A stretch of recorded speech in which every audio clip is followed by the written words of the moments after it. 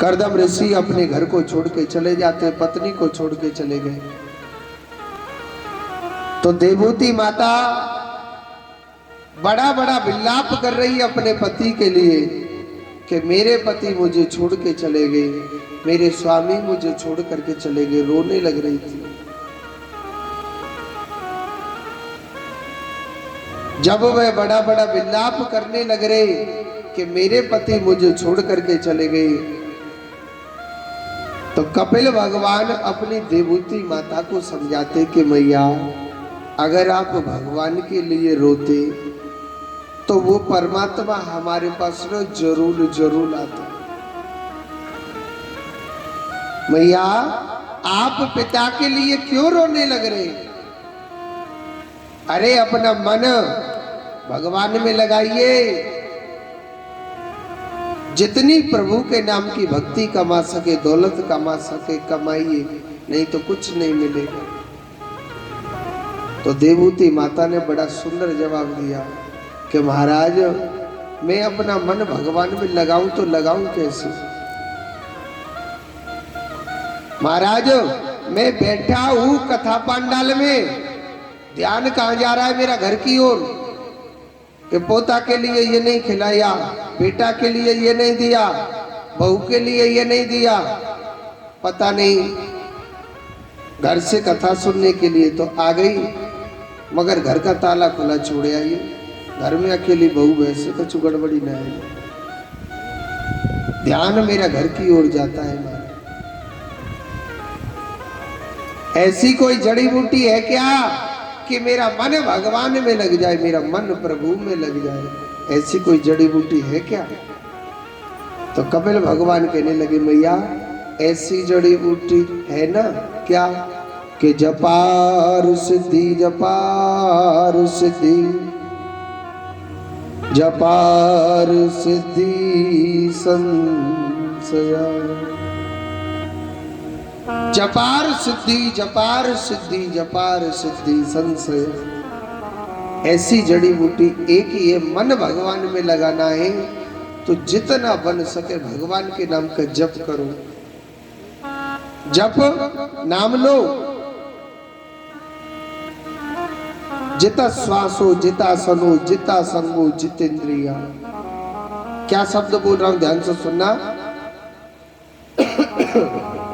जिता श्वासो, हमारी जो श्वास चलती है ना, इसको जीतना चाहिए। कैसे? जितना हमारी श्वास चले, हरे कृष्ण हरे राम, हरे कृष्ण हरे राम, हरे कृष्ण हरे राम। आपके लिए फायदा होगा, मोगू का चुना होगा। हाँ, जितना हर श्वास पर कृष्ण भजोगे, जितना प्रभु का भजन करोगे, ये आपके ही लिए इकट्ठा होगा। जिता श्वास हो, अपनी श्वास को जीतना चाहिए। जिता श्वास हो जिता आसन हो, आसन को जीतना चाहिए।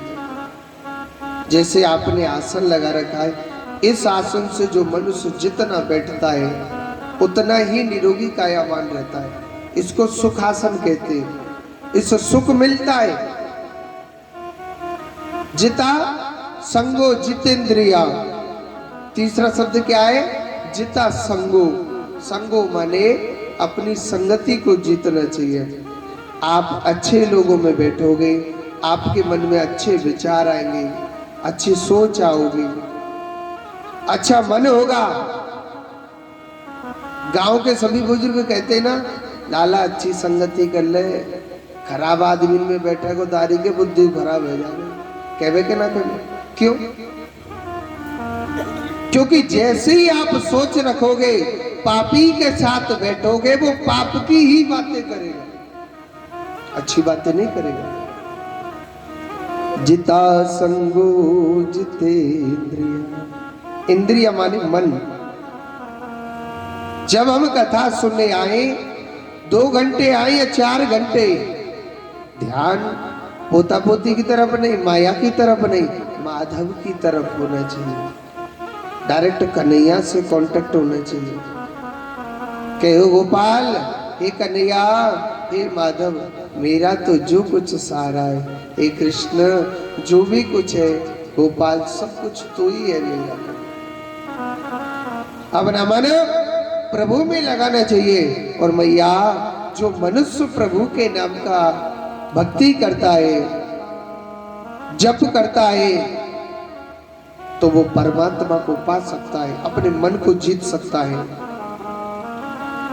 वो जीव अपने मन को जीत सकता है जो प्रभु को पा सकता है, अपना चित्त अपना मन भगवान में लगा देता है।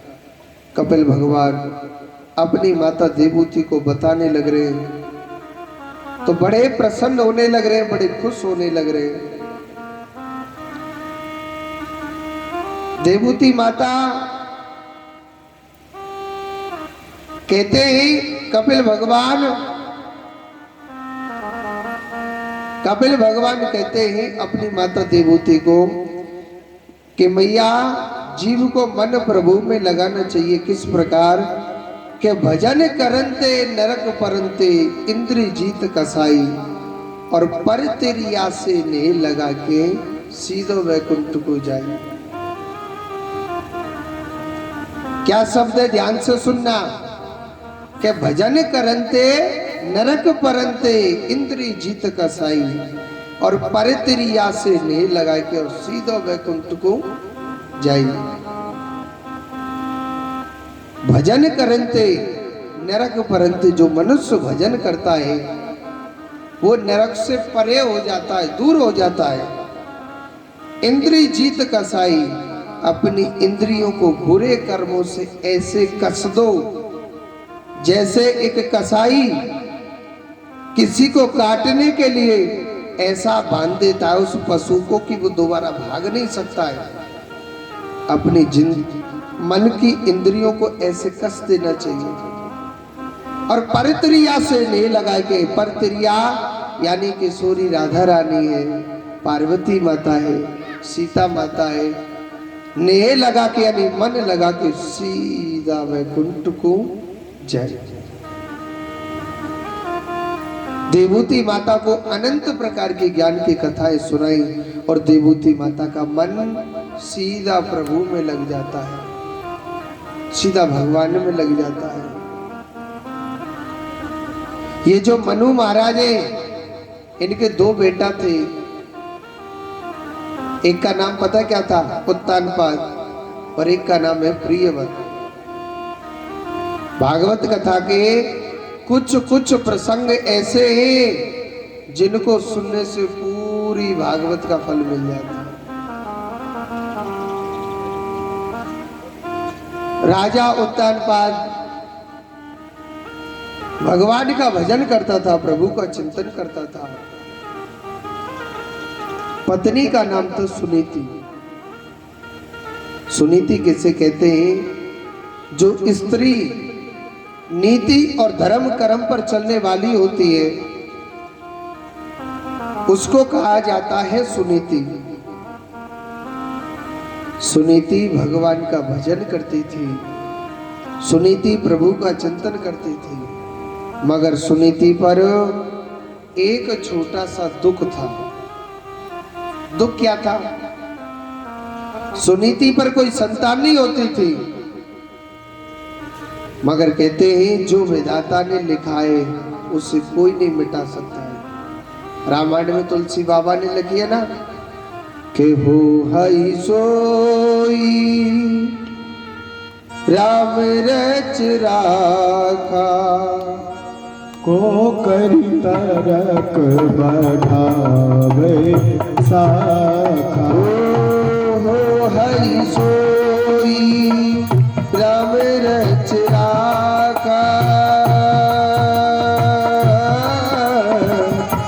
को करी तरक बढ़ावे साखा।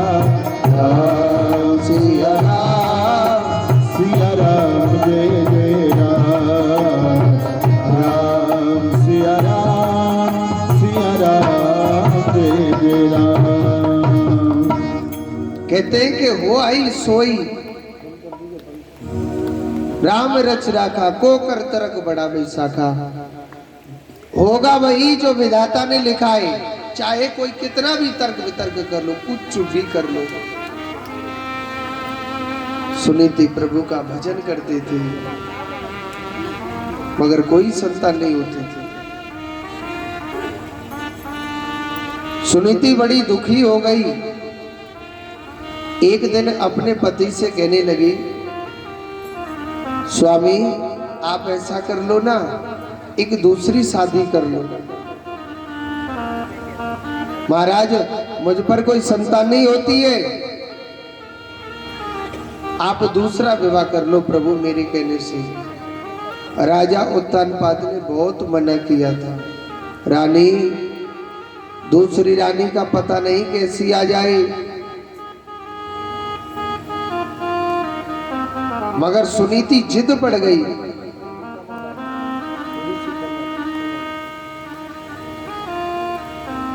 पता नहीं दूसरी रानी कैसी आ जाए,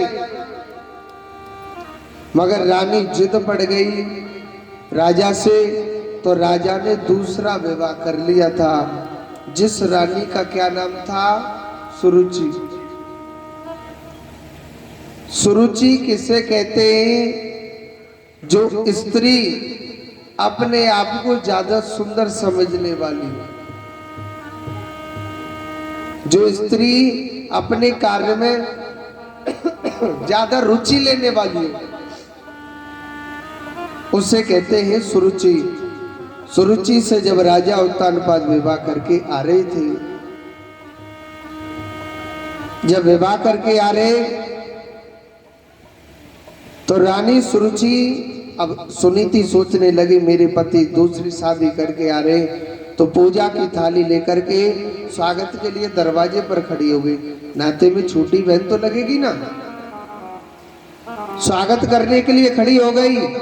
तो रानी सुरुचि कहने लगी, महाराज ये दरवाजे पर स्त्री पूजा की थाली लेके खड़ी है, ये कौन है महाराज? राजा उत्तानपाद कहने लगा, ये हमारी पत्नी है, हमारी ये बड़ी रानी। अच्छा बना, फिर मुझे क्यों लेके आए? महाराज आपने मुझसे जो शादी करी है, पहले इस रानी को घर से बाहर भगाइए तो ही मैं घर के अंदर आऊंगी, नहीं तो मैं नहीं आऊंगी। कहते हैं समय बड़ा बलवान होता है, समय मनुष्य को राजा बना देता है और समय मनुष्य को भिखारी बना देता है। वक्त का कोई नहीं पता चलता। ऐसा समय आया, राजा उत्तानपाद छोटी रानी के प्रति ऐसा आकर्षित हो गया कि अपनी बड़ी रानी को, पत्नी को, अपनी को, बड़ी रानी को घर से बाहर भगा दिया था। ये सबसे बड़ा दुख होता है, एक पति अपनी पत्नी का परित्याग कर देता है। संसार उस पत्नी को न जाने कितने कितने ताने मारता है। ये बांझ है, पति ने नहीं रखा। सुनीति के जीवन में ऐसा दुख आया, ऐसा दुख आया कि पति ने उसे त्याग दिया, पिता ने उसे त्याग दिया, भाइयों ने उसे त्याग दिया। सुनीति के जीवन में बहुत दुख आया था। बड़ा राजा था, किसी पुराने महलों में छोड़ दिया था। कहते हैं सुनीति को सबने त्याग दिया, मगर सुनीति ने मेरे गोपाल का सहारा लिया था। और जो भगवान का सहारा लेता है, भगवान सदैव सदैव उसका साथ देता है। ऐसा नहीं है कि भगवान नहीं साथ देता, जरूर देता है, क्योंकि भगवान के द्वार पर कभी अंधेर नहीं है, थोड़ी सी देर है। अगर भगवान के द्वार पर अंधेर होती तो आप कोई भी यहाँ जो कथा चल रही है, यहाँ आप कथा सुनने के लिए नहीं आते, क्योंकि ईश्वर के द्वार पर थोड़ी सी देर है, अंधेर नहीं। जो जैसा करता है, मेरा परमात्मा, मेरा गोपाल, उसे उसी प्रकार का फल देता उस चीज को।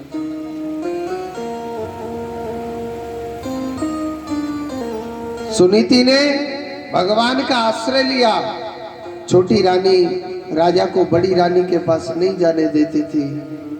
सुनीति ने प्रभु का भजन किया, गोपाल का चिंतन किया, भगवान का भजन करती रहती थी 24 घंटे।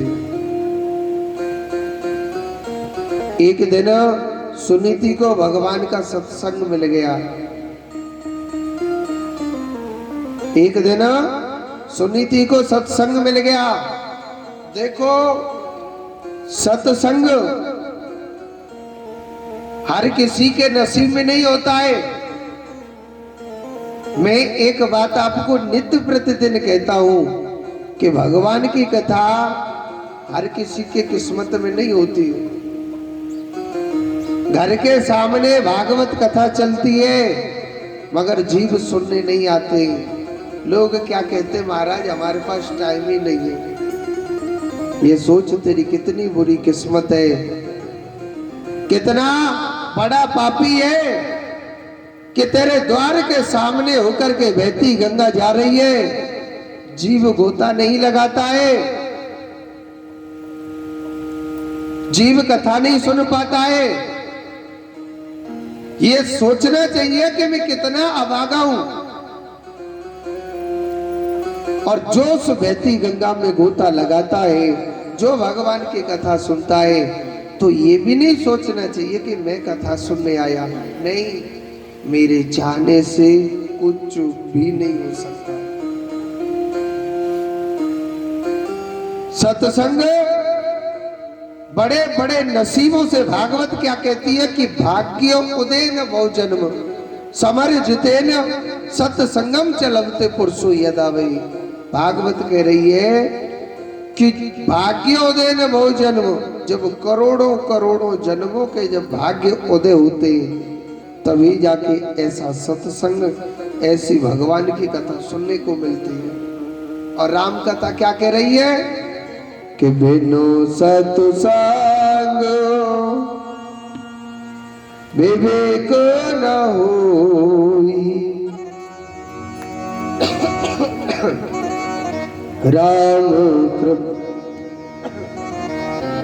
राम कृपा बिना सुलभ न सोई।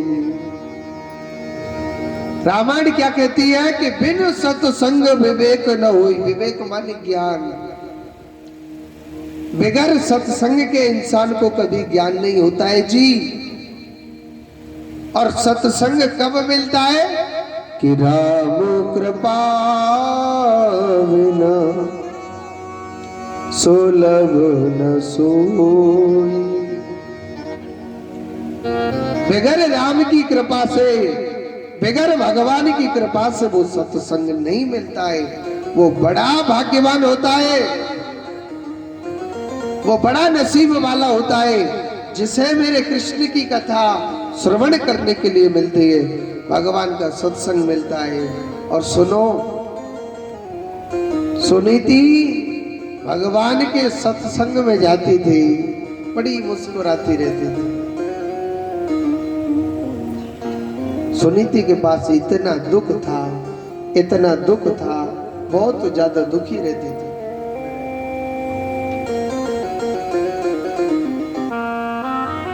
एक दिन संत देखने लगे, सुनीति तेरे पास कितना दुख है, तेरे पास कितना दुख है, फिर भी तू मुस्कुराती रहती क्यों? तेरा दुख पाते पाते पेट नहीं भरा क्या है? सुनीति तेरे पास कितना दुख है, फिर भी तू मुस्कुराती रहती है। देखो सुनीति ने कितना सुंदर जवाब दिया, महाराज रोऊं तो किसके आगे रोऊं मैं महाराज? है महाराज मैं रोऊं तो किसके आगे रोऊं? क्योंकि ये दुनिया बड़ी विचित्र है जी। आप किसी के आगे रोओगे ना, ये दुनिया ऐसी है, हमारे दुख को ना रो करके पूछ लेगी और हंस करके उड़ा देगी, देखो फलाने के घर में ऐसा हो रहा है। जीव को किसी के आगे रोना नहीं चाहिए। हाँ, ये दुनिया बहुत विचित्र है जी। हाँ, हमारे दुख को रो करके तो पूछ लेगी, मगर हंस के उड़ाएगी एक दिन, चाहे कोई भी क्यों ना हो। सुनीति कहने लगी, महाराज रो तो किसके आगे रो। ऐसी ये दुनिया है। अगर किसी को रोना है तो दो दरवाजे ऐसे हैं, वेद कहता है जितना रोना है इन दो दरवाजों पर रोना चाहिए, अन्यथा आप किसी के भी आगे रो लेना, सुख नहीं मिलने वाला, सिवा बदनामी के। पहला दरबार भगवान का, जितना आप रोगे, अपना दुख सुनाना है मेरे कृष्ण को सुनाओ, भगवान को सुनाओ, भगवान के आगे रोइए। अगर आपने एक आंसू भी बहाया है, आपके एक एक आंसुओं का जवाब मिलेगा। अगर आपने एक आंसू भी बहाया है तो भगवान जरूर जरूर जरूर तुम्हारे आंसुओं को पहुंचेगा। पहला दरवाजा है, जितना रोना भगवान की चौखट पर रो, अपना दुख सुनाना है भगवान को सुनाओ। और दूसरा दरवाजा है गुरु का। दूसरा दरवाजा है तो गुरु का है। जितना रोना है अपने गुरु के आगे रोइए, अपने गुरु को दुख सुनाओ। गुरु किसे कहते हैं? गा माने अंधकार और रू माने प्रकाश। जो अंधकार से प्रकाश रूपी परमात्मा से मिला देता वही गुरु है। आज ये दो दरवाजे ऐसे ही, जितना रोना है, अपना दुख सुनाना है, अपना कष्ट सुनाना है, इन दो दरवाजों पर रोना चाहिए। सुनीति कहने लगी, महाराज मैं रोऊं तो किसके आगे रोऊं? मेरा जो सहारा है सिर्फ मेरा गोपाल है। मेरे रोने से तुझको जो आए हंसी, तो मैं रो रो के तुझको मनाया करूं। हे कान्हा, अगर मेरे रोने से अगर तुझे खुशी होती है, अगर प्रसन्नता होती है, मेरे गोपाल, मेरे कान्हा, तू मुझे ना रोज दुख दिया कर, मगर मैं अपने कान्हा को जरूर मनाया करूंगा। सुनीति 24 घंटे मेरे गोपाल को बहुत प्रेम करती थी। संत उनकी भक्ति से अति प्रसन्न हो गए। संत कहने लगे, हे सुनीति, आज हम तुम्हारी भक्ति से ना बहुत प्रसन्न हैं। आप जो मांगोगी हम आपके लिए जरूर जरूर जरूर देंगे, मांगो ना। हे सुनीति, आप मांगो तो सही। मगर सुनीति ने कुछ नहीं मांगा, क्योंकि मांगना तो धोखा है।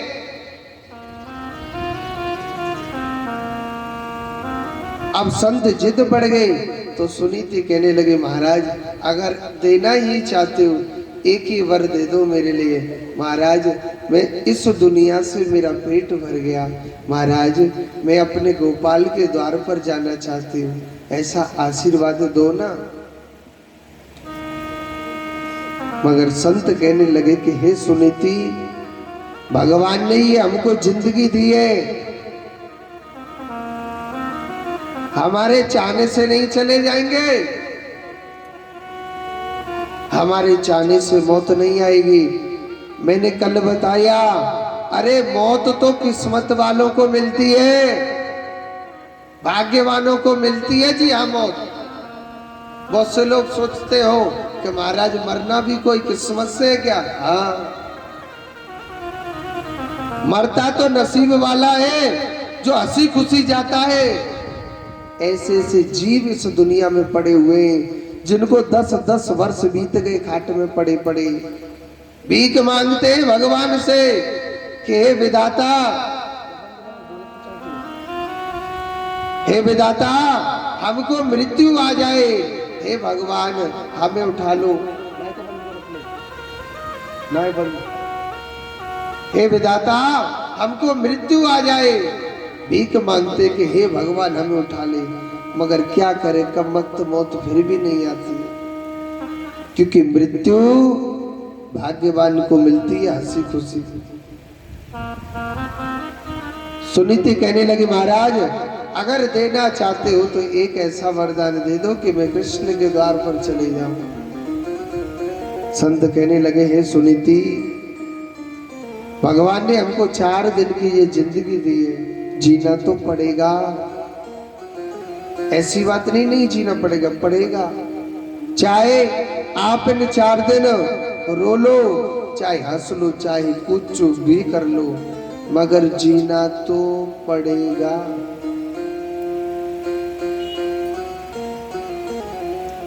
जीना तो पड़ेगा। मगर सुनीति, कोई बेटा का सहारा लेके जीता है, कोई भाई के सहारे से जी रहा है, कोई धन के सहारे से जी रहा है, हर इंसान सहारा लेकर के जी रहे। जब बेटा की बात आई तो सुनीति कहने लगी महाराज अगर देना चाहते तो एक बार और दे दो। क्या? महाराज मेरे पति ने दूसरी शादी करी महाराज, उस रानी पर कैसे भी एक बेटा होना चाहिए, महाराज आप ऐसा आशीर्वाद दो ना। देखो जिस छोटी रानी ने बड़ी रानी को घर से बेघर कर दिया, और वो बड़ी रानी कैसी है, फिर भी उसके लिए अच्छा सोच रही है, वो फिर भी उसके लिए अच्छा सोच रही है।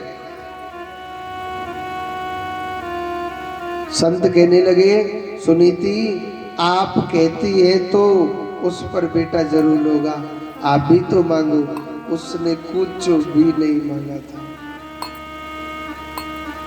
मगर संत खुश होकर के कहने लगे हे सुनीति आप जब कुछ नहीं मांगती हैं, मगर हम वचन देते हैं आप पर भी एक बेटा होगा, ऐसा बेटा होगा भगवान का बहुत बड़ा भक्त होगा, बड़ा तेजस्वी पुत्र होगा, बड़ा धर्मात्मा पुत्र होगा। ये हम आपको वरदान दे करके जा रहे हैं, आशीर्वाद देके संत चले जाते हैं। समय को पलटने में देर नहीं लगती है। हाँ जी, समय को पलटने में देर नहीं लगती है। सुनीति प्रभु का भजन करती थी। एक दिन क्या होता है, आत्मदेव राजा उत्तानपाद शिकार खेलने के लिए जा रहे थे, तो पुराने महलों के सामने ना एक भयंकर तूफान आ गया था। जब भयंकर तूफान आ गया राजा डर गया और उन पुराने महलों में ही प्रवेश कर गया था बड़ी रानी के पास।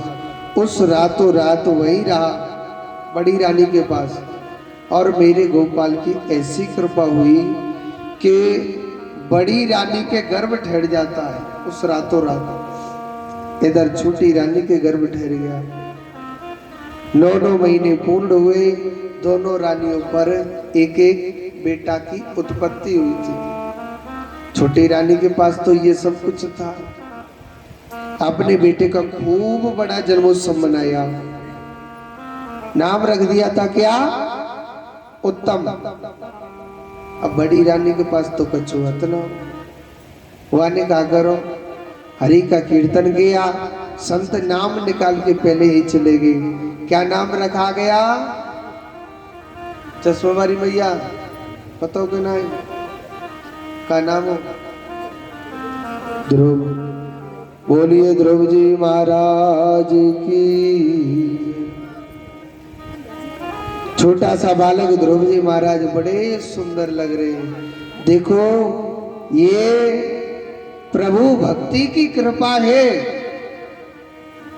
एक मैं छोटी सी बात बताता हूं। जिस माँ के गर्भ में बच्चा होता है, जब जो माँ भजन करती है उसके भक्त जरूर पैदा होगा। जो माँ 24 घंटे लड़ती रहती है उसके गर्भ से राक्षस पुत्र पैदा होगा। जो माँ चिंतन करती है, भक्ति करती है, तो भक्त ही पैदा होता है। उसने भक्ति करी थी प्रभु की, भक्त ही पैदा हुआ। छोटा सा बालक ध्रुव जी महाराज बड़े सुंदर लग रहे हैं। धीरे धीरे धीरे धीरे बड़े होते जा रहे हैं। कितने बड़े हो गए पता है? 4 वर्ष के। राजा उत्तानपाद को खिलाने नहीं दिया। छोटी रानी ने बड़ी रानी के बच्चे को। एक दिन राजा उत्तानपाद सोचने लगा, भैया मैंने छोटी रानी के बेटे को ना बहुत खिलाया, कभी बड़ी रानी के बेटे को नहीं खिलाया। जब 4 वर्ष बाद जब दर्शन करे ध्रुव के, ध्रुव इतना सुंदर लग रहा है, बहुत प्यारा सुंदर लग रहा है बच्चा। घुंघराले घुंघराले बाल है। पिता था, ममता तो आएगी कि नहीं आएगी?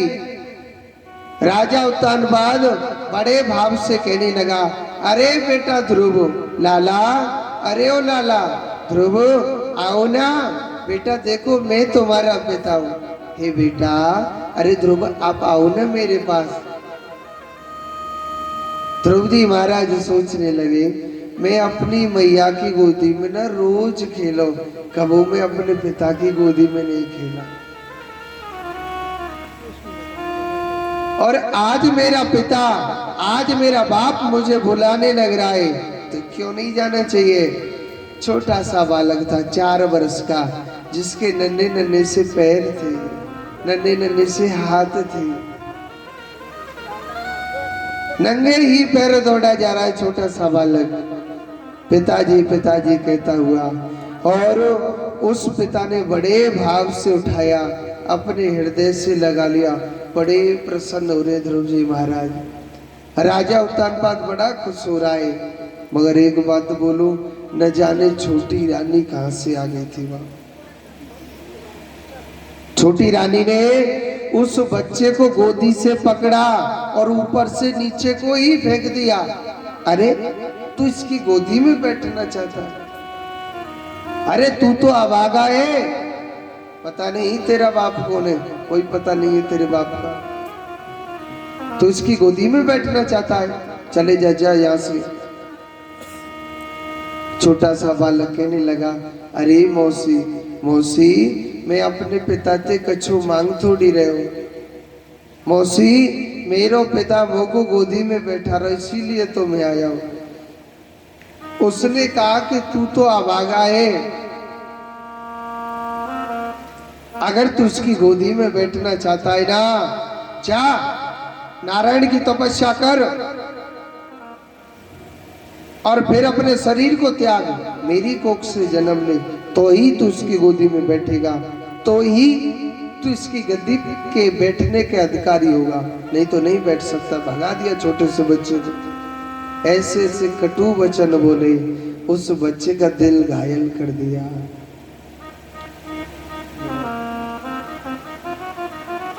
ऐसे ऐसे कटु वचन बोले थे। छोटा सा बालक रोता बिलखता हुआ अपनी मैया के पास पहुंचा और अपनी मैया से एक ही बात कही, मैया, अरे ओ मैया, मैया तू मोको एक बात बता मैया, मैया मेरो पिता कौन है? सुनीति सोचने लगी, मेरा बेटा आज रो रो के क्यों पूछ रहा है, क्या बात है आज? अब सुनीति सोचने लगी, मैं क्या जवाब दूं इसको, कहीं से खेल के आया दिखे शायद। कहने लगी, बेटा तेरो जो पिता है ना, तेरा जो पिता है वो भगवान नारायण है। कौन है? भगवान नारायण। छोटा सा बालक कहने लगा, मैया, अरे यो मैया, वो नारायण कहाँ मिलेगा, मुझे बताना, मैं उसकी गोदी में खेलना चाहता हूँ। उसकी मैया कहने लगी, बेटा, वो पिता ऐसे नहीं मिलता है, अगर मिलना ही चाहता है तो जा बियाबान जंगल में भजन करना, तपस्या करना, तब मिलेगा, नहीं मिलेगा वो। और उस बच्चे ने वही प्रतिज्ञा कर दी कि मैया, मैं तो को मुख तभी दिखाऊंगा जब तक मैं उस नारायण के दर्शन नहीं कर लूंगा, जब तक मैं आपको अपना मुख नहीं दिखाऊंगा। और वो भी कैसी माँ है, उसने अपने बच्चे को रोका नहीं था। आजकल की माँ कैसी है? अगर कोई बच्चा भगवान के मंदिर में जाता है भजन करने के लिए, आज की माँ उस बच्चे को रोकती है। आजकल की माँ उस बच्चे को रोकती है। पता है क्या कहते हैं? लाला, दारिके शनिदेव के मंदिर में मत जाइए, दारिके में मोटे मोटे भूत बैठे तो खा जाएंगे। है?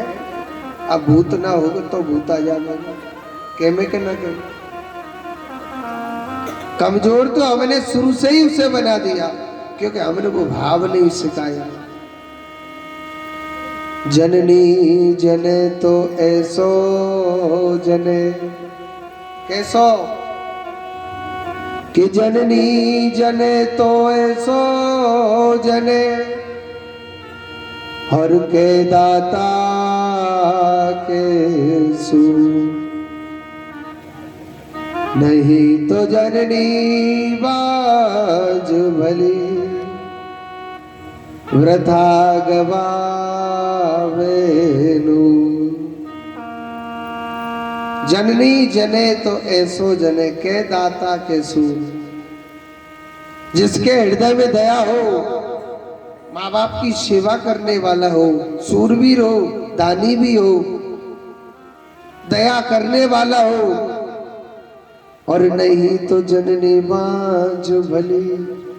अगर राक्षस बेटे को जन्म देते हैं, उन माँ पे कभी जिंदगी में बच्चे नहीं हो, चाहे वो बाज हो जाए माँ। नहीं तो जननी बाज भली, वृथा गवावेनु। मगर ध्रुव जी महाराज छोटे से बालक मैया से प्रतिज्ञा कर दी कि मैया, मैं जा रहा हूं वन के लिए, और मैया ने रोका भी नहीं था, चल दिया। एक छोटी सी बात बताता हूं मैं आपके लिए। आप चाहे कितना भी दान कर लो, चाहे कितना भी भजन कर लो, चाहे कितनी भी भगवान की भक्ति कर लो, बेगर गुरु के ना ही दान लगता है, और ना ही भजन लगता है, और ना ही पूजा पाठ लगती है। अब छोटे से बालक का तो कोई गुरु भी नहीं है। अब भगवान मिले तो कैसे मिले उसे? बियाबान जंगल में भटक रहा है, मेरे प्रभु को ढूंढ रहा है, मेरे भगवान को ढूंढ रहा है, मेरे भगवान को ढूंढने लग रहा है, प्रभु को ढूंढने लग रहा है वो। अब छोटा सा बालक, देखो एक बात बोलो, गुरु भी वो देता है, मित्र भी वो देता है, और पुत्र भी वो देता है।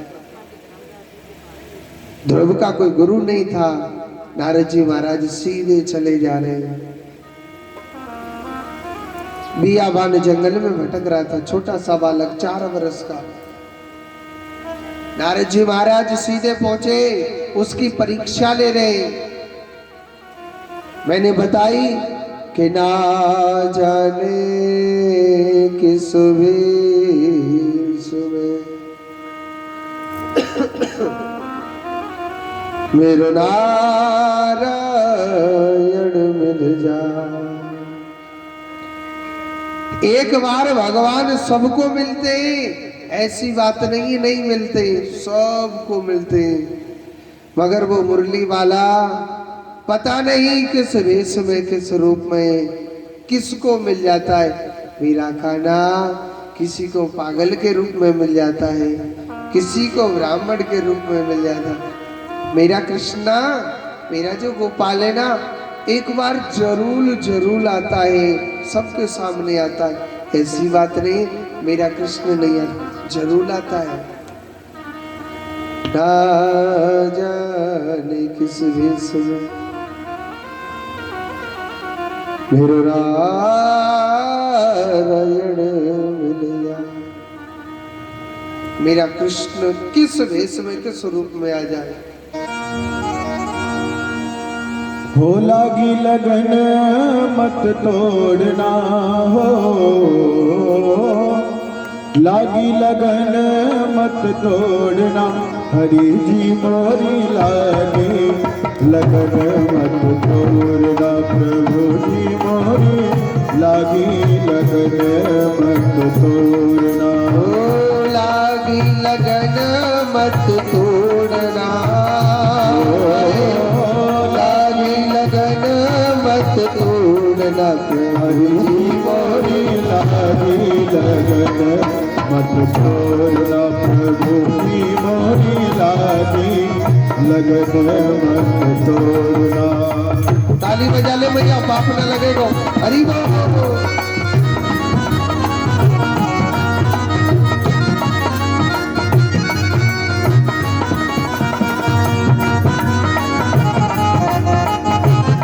राधे राधे।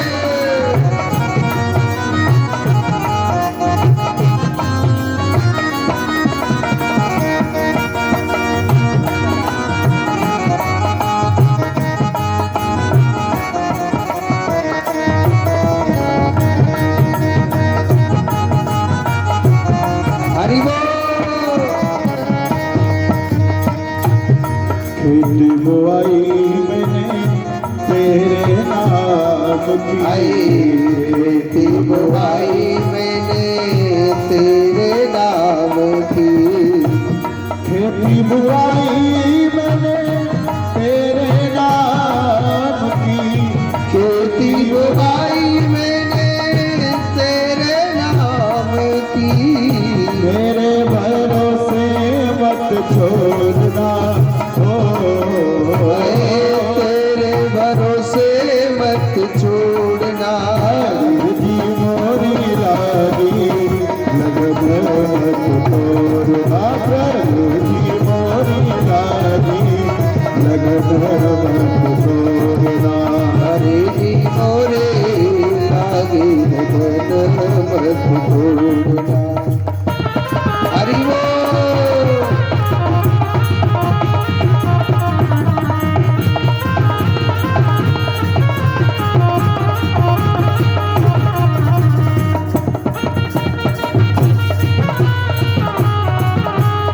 हरि हरि बोल।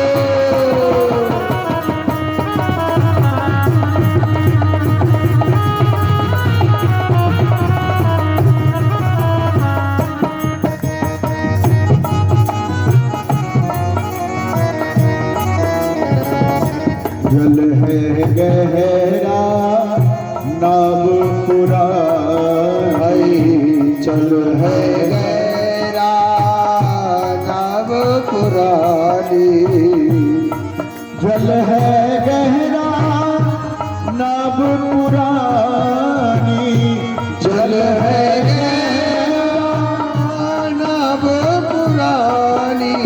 हो बीच भंवर मत छोड़ना, हो बीच भंवर मत छोड़ना, हरि जी मोरी लागी ताली बजाओ। मत छोड़ना, हरि जी मोरी लागी लगन मत छोड़ना।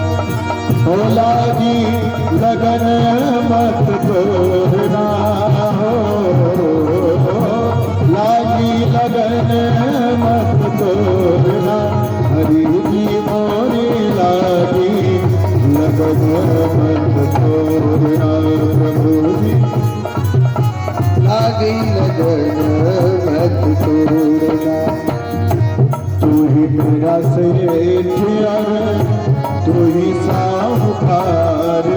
तू ही मेरा सेठ है, तू ही साहूकार है। तू ही मेरा सेठ है, तू ही साहूकार है। तू ही मेरा सेठ है, तू ही साहूकार है। ब्याज पे ब्याज मत जोड़ना हो, ब्याज पे ब्याज मत जोड़ना। हरी जी मोरी रानी लगन मत तोड़ना।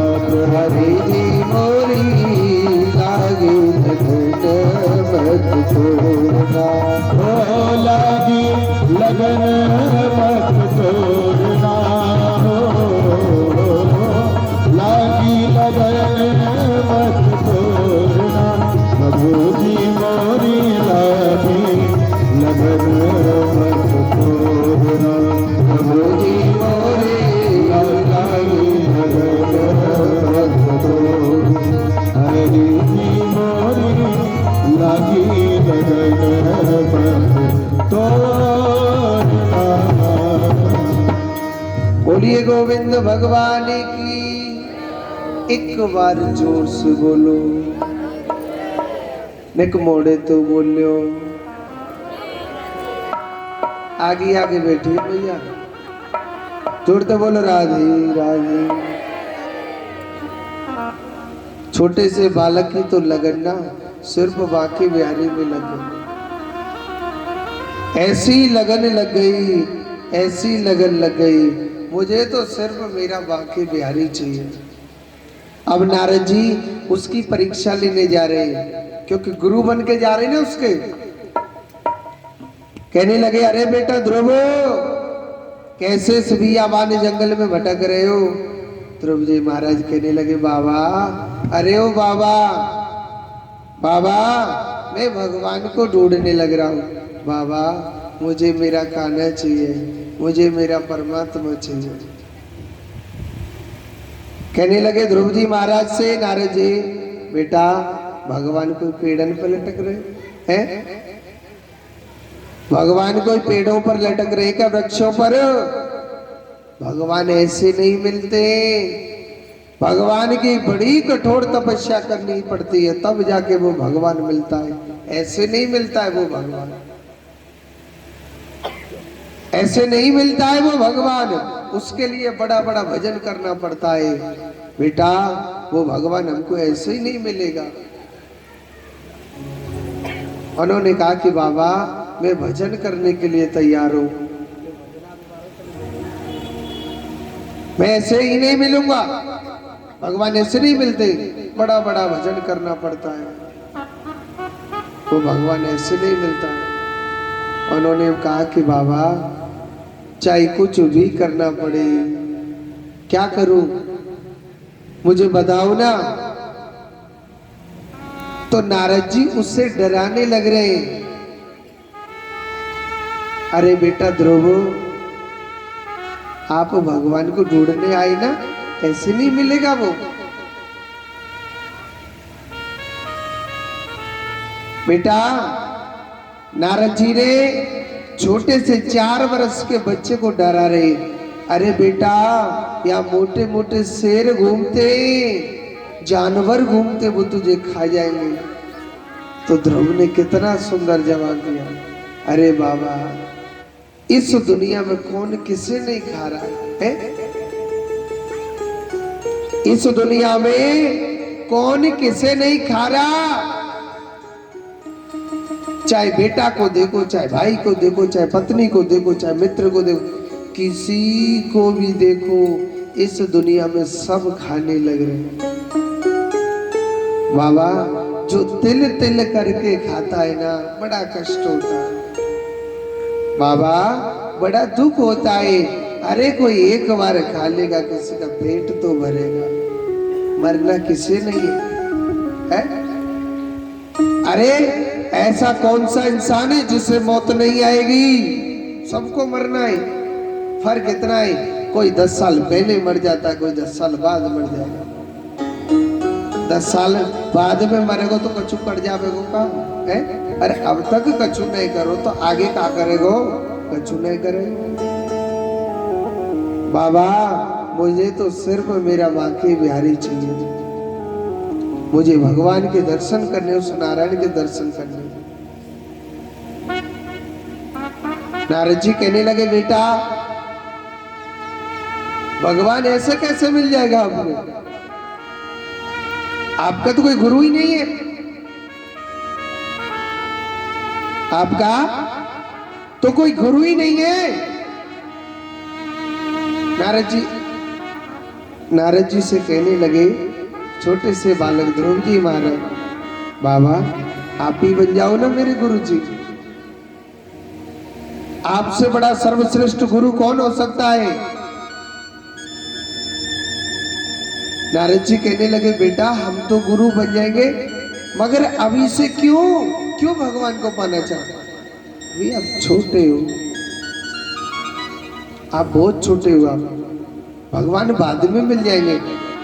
उसको उंगली पकड़ के नारद जी घर की ओर खींच रहे थे। ध्रुव ने अपनी उंगली छोड़ाई, कहने लगे कि आप मेरे कैसे गुरु? अरे मैं इस माया के दरबार से निकल के माधव की ओर जा रहा हूं, आप फिर दोबारा धक्के देके खींच रहे हो माया में। मुझे तुम्हारे साथ नहीं रहना बाबा। आप कैसे मेरे गुरु? अरे गुरु तो वो होता है अंधकार से प्रकाश रूपी परमात्मा से मिलाता है। अरे आप तो प्रकाश से अंधकार की ओर खींच रहे हो। बाबा मैं नहीं जाना चाहता हूं। आप गुरु नहीं है, आप कोई पाखंडी महात्मा से लगते हो।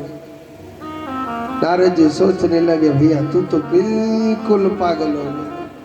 एक बात बोलो, इस दुनिया में सब पागल है।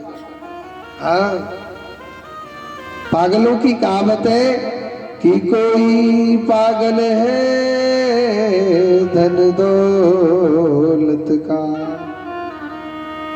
कोई पागल बेटा नारी का,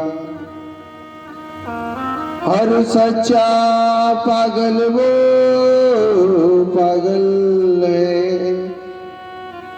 जो पागल है मेरी बांके बिहारी का।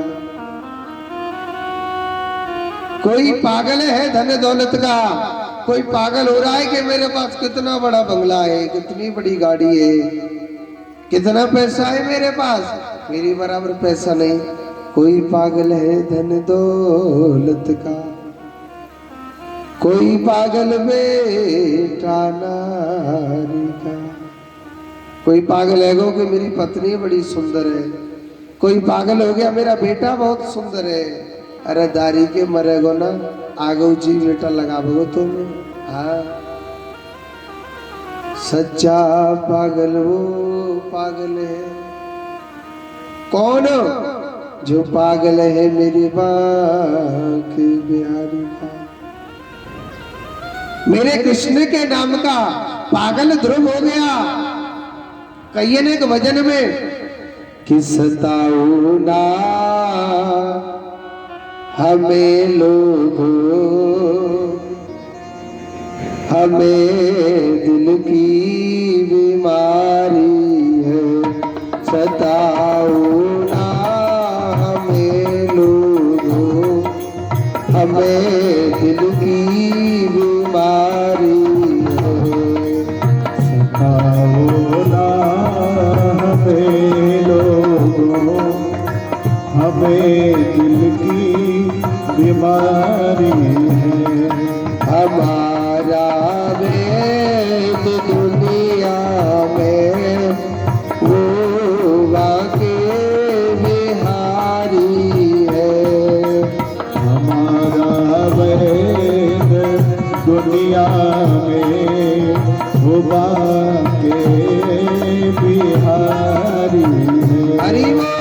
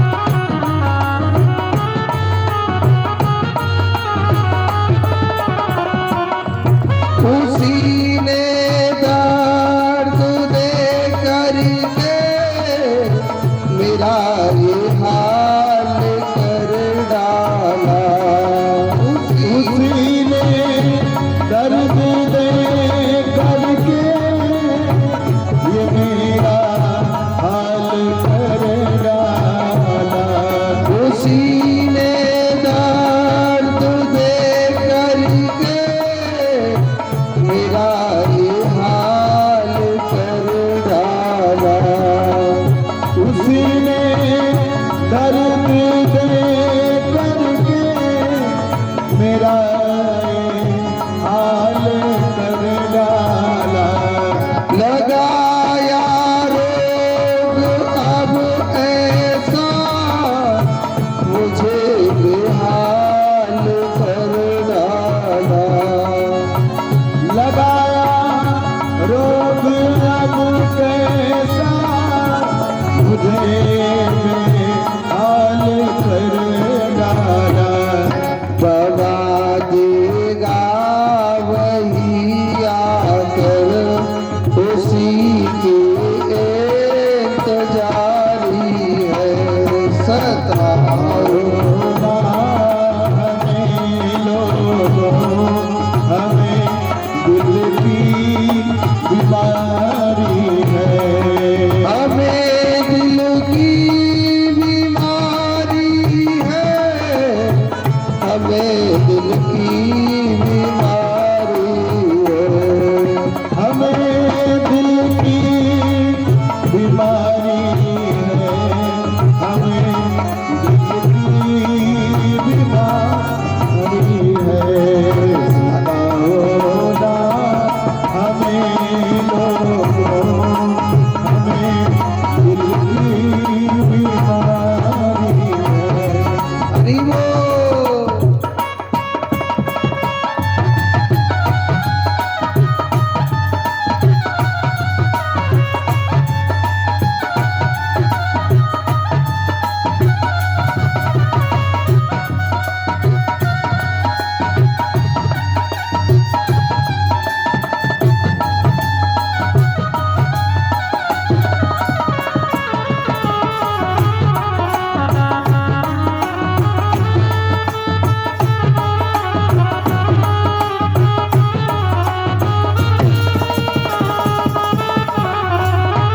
मेरे अपनों में है मोहन, मेरे सपनों में है मोहन। मेरे अपनों में है मोहन। मेरे सपनों में है मोहन। मेरे अपनों में है मोहन, मेरे सपनों में है मोहन। मेरे अपनों में है मोहन। मेरे सपनों में है मोहन। जिधर भी देखता हूँ मैं, नजर आते हैं मन मोहन। जिधर मैं देखता हूँ वो नजर आते हैं अब मोहन। जिधर भी देखता हूँ मैं, नजर आते हैं मन मोहन। जिधर मैं देखता हूँ मैं नजर आते हैं अब मोहन। उसी के नाम की देखो चढ़ी मुझको खुरारी है। सताओ ना हमें लोगों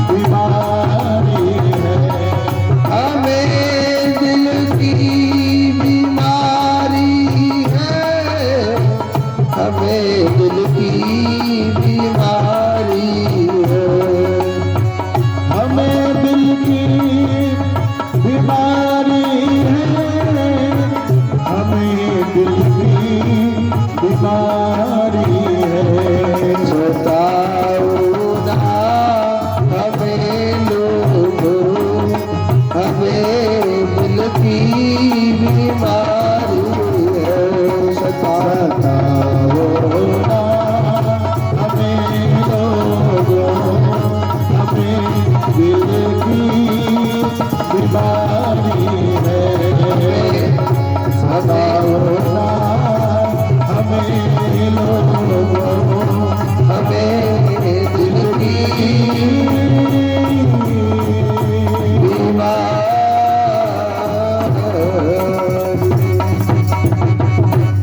ध्रुव जी के दिमाग में तो एक ही बैठ गया शब्द, मुझे तो सिर्फ मेरा बाकी बिहारी चाहिए, मुझे मेरा कान्हा चाहिए, मुझे मेरा कृष्ण चाहिए, मैं कृष्ण के बगैर पागल हो जाऊंगा। सब कुछ है, मेरी जिंदगी है, मेरा प्राण है, तो सिर्फ सिर्फ मेरा गोपाल है, गोपाल के सिवा मेरा कोई भी नहीं। ऐसे पागल हो गए ध्रुव जी महाराज। उनके लिए वसुदेव गायत्री मंत्र दिया, ओम नमो भगवते वासुदेवाय। नारद जी ने आशीर्वाद दिया, हे ध्रुव तू आएगा तो जल्द से जल्द भगवान के दर्शन करके आएगा। इतना पागल हो गया था। और सुनो, पहले महीने में ध्रुव जी महाराज ने मेरे प्रभु की इतनी भक्ति करी, इतनी भक्ति करी, ऐसा पागल हो गया, ऐसा पागल हो गया। 3 दिन में एक दिन फल खाके और 24 घंटे भजन करता रहता था। दूसरे महीने में वो फल खाना छोड़ दिया, ऐसा प्रभु भक्ति में पागल हो गया, ऐसा कृष्ण प्यार में पागल हो गया, इतना पागल हो गया कि तीसरे महीने में वो भी खाना पीना छोड़ दिया, वो भी खाना पीना छोड़ दिया, केवल वृक्ष के सूखे पत्ते खा खा करके भजन किया। तीसरे महीने में पत्ते खाना भी छोड़ दिया, सिर्फ पानी पी के तपस्या चल रही है। 5वें महीने में वो भी छोड़ दिया। और सुनो, 6वें महीने में तो ध्रुव ने अपनी सांसें तक बंद कर दी। चतुर्भुज रूपधारी भगवान दिल में बसा हुआ है, सांस तक बंद कर दी, क्योंकि ध्रुव ने अपने मन में एक बात बिठा ली, मुझे तो मरना है। हे गोपाल, तेरी दुनिया में, तेरे इस पूरे संसार में न जाने कितने लाखों जीव मरते, उनकी तरह मैं भी मर जाऊंगा। कहना तेरे नाम की बदनामी हो जाएगी, मेरी बदनामी नहीं होगी। कि कोई कृष्ण को चाहने वाला, कोई कान्हा से प्यार करने वाला मर गया, अपनी सांस बंद करी तो देवताओं की सांसें बंद हो गई। देवता लोग घबराने लगे, तड़फड़ाने लगे, भगवान के सामने गए देवता लोग, हे प्रभु, हे नारायण भगवान, हमारी रक्षा करो। महाराज, हमारी सांसें बंद हो गई, क्या प्रलय होने वाले है? भगवान कहने लगे, नहीं, अरे देवताओं, एक छोटा सा नन्हा सा प्यारा सा एक मेरा भक्त है, वो मेरे भजन में ना बहुत पागल हो गया, मेरी भक्ति में पागल हो गया। तो भगवान से देवता लोग कहने लगे कि हे प्रभु, आपसे वो क्या मांगना चाहता है? आप क्यों नहीं दर्शन दे रहे? भगवान कहने लगे, नहीं, मोती कछु ना मांगो, सिर्फ मेरे दर्शन का भूखा है। देवताओं ने प्रार्थना करी, हे त्रिलोकीनाथ, हे चतुर्भुज रूपधारी भगवान, आप जाओ ना। तो सुनो, मेरे भगवान नंगे ही पैर दौड़े चले गए। भगवान कहीं पटका गिर गया, कहीं कुछ गिर गया, और भगवान ध्रुव जी महाराज के सामने प्रकट हो गए। बोलिए नारायण भगवान की जय। भगवान चतुर्भुज रूपधारी मेरे प्रभु सामने खड़े हो गए। भगवान कह रहे, हे ध्रुव, अरे ओ ध्रुव, ध्रुव, अपनी आंखें खोलो, देखो मैं भगवान तुम्हारे सामने खड़ा हुआ हूं। ध्रुव सोचने लगा, मुझे ना कोई पागल बनाने लग रहा है, कोई मुझे पागल बनाने लग रहा है। भगवान तो 4 हाथ वाला होता है, वो मेरे दिल में बैठा हुआ है, वो मेरे दिल में बैठा हुआ है। भगवान तो 4 हाथ वाला होता है। भगवान सोचने लगे, मेरा भक्त तो आंखें भी नहीं खोल रहा। जो दिल में चतुर्भुज रूप बैठा था, भगवान ने पता है क्या किया? भगवान ने ना शंख लिया और उसके कंठ से लगाया, क्योंकि उसका कंठ भजन करते करते सूख गया था। उसका हरा भरा कंठ किया। चतुर्भुज रूपधारी भगवान की जो दिल में जाके बैठी थी, भगवान ने अपनी माया से दूर करी। ध्रुव घबराने लगा, अरे जो 4 हाथ वाला भगवान मेरे दिल में बैठा था, वो कहाँ गया? वो मेरे प्रभु कहाँ गए? और एक बात बोलो, जब सामने को आंख खोल के देखा तो वो चतुर्भुज रूपधारी भगवान सामने खड़े हुए। कितना सुंदर दृश्य। ध्रुव तो ऐसा पागल हो गया कि जो 4 हाथ वाला भगवान मेरे दिल में बैठा था ना, जो मेरे मन में बैठा था, वो भगवान ना सामने खड़ा हुआ। कितना सुंदर लग रहा है मेरा प्रभु। एक बात बोलो, मेरे प्रभु से सुंदर ना कोई भी नहीं है। एक बार जो मेरे प्रभु को देख लेता है। ध्रुव ने ना बड़ी सुंदर स्तुति करी कि सशंक चक्रम सकृत कुंडलम सपीत वस्त्रम सरसीर क्षणम संगार वृक्ष स्थल कौस्त वक्ष्यामि नमामि विष्णु शिरसा चतुर्भुजम। जिस भगवान के हाथ में सशंक चक्रम सक्रीट कुंडल, भगवान के हाथ में शंख लगा हुआ है, एक हाथ में भगवान के चक्र चला हुआ है। मेरा भगवान इतना सुंदर लग रहा है, मेरे प्रभु के जैसा सुंदर कोई भी नहीं है। एक हाथ में गदा है, एक में शंख है। सपीत वस्त्रम, भगवान के पीले वस्त्र है। गले में वैजंती माला डली हुई है। भगवान की न घुंघराले घुंघराले बाल है। मेरा प्रभु इतना सुंदर लग रहा है, मेरे प्रभु के जैसा सुंदर कोई भी नहीं है। ऐसा सौंदर्य रूप है मेरे प्रभु। नमामि विष्णु सरसा चतुर्भुजम। ऐसे विष्णु भगवान को, ऐसे नारायण को मैं बार बार नमन करता हूँ। भगवान कहने लगे, हे ध्रुव, अरे ओ ध्रुव लाला, अरे ध्रुव, मैं तेरी भक्ति से अत प्रसन्न हूं, मांग। अरे जिसे सब कुछ मिल गया, जिसे भगवान मिल गया, वो क्या मांगेगा? अजय, अरे कहते हैं कि जिसे तीनों लोकों का मालिक मिल गया, जिसे मेरा प्रभु मिल गया, अरे वो दुनिया में क्या मांगेगा? ध्रुव ने कुछ भी नहीं मांगा। भगवान कहता है, मेरे भक्त कुछ मांग, कुछ मांग, मैं तेरे लिए कुछ दूंगा। उसने कुछ नहीं मांगा, क्योंकि मांगने से नाता खत्म हो जाता है। मैं प्रभु की भक्ति करता हूँ।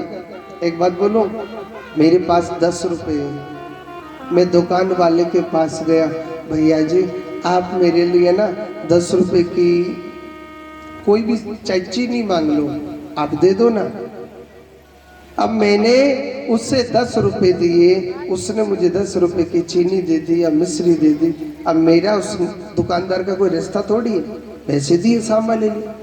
उसी प्रकार हम भक्ति करते हैं। देखो भक्ति सदैव देती है, ऐसा नहीं देगा।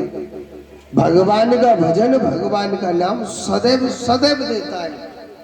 मगर उस भक्ति में जीव कुछ मांग लेता है तो भगवान का और मेरा रिश्ता खत्म हो जाता है।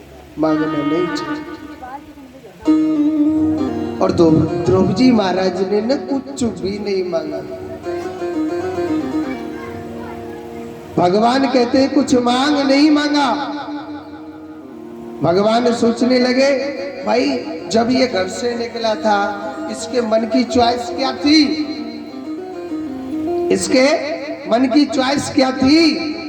इसके मन की चॉइस थी कि मैं भगवान की गोदी में खेलूंगा। और सुनो, मेरा त्रिलोकपति भगवान उस छोटे से बालक को ना गोदी में खिला रहे, कितना खुश हो रहा है। ध्रुव के कितने बड़े अहोभाग्य। कर्म सबसे बड़ा प्रधान है। आप जैसा करोगे वैसा फल पाओगे।